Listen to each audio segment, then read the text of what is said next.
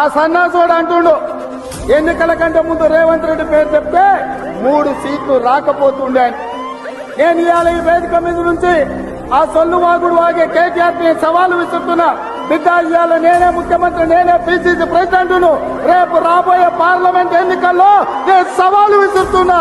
నీ చేతనైతే దమ్ముంటే నువ్వు మొగోడు అయితే ఈ తెలంగాణ రాష్ట్రంలో బిడ్డ ఒక్క సీటు గెలిచి చూపించు.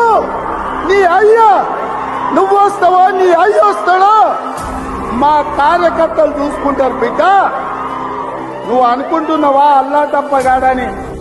అల్లా తప్పగాలం కాదు, అవులగాళ్ళలాక అయ్య పేరు చెప్పుకొని కుర్చీలో కూర్చోలేదు సన్నాసోడా. కింది నుంచి కార్యకర్తగా కష్టపడి జెండాలు మోసి లాఠీ దెబ్బలు విని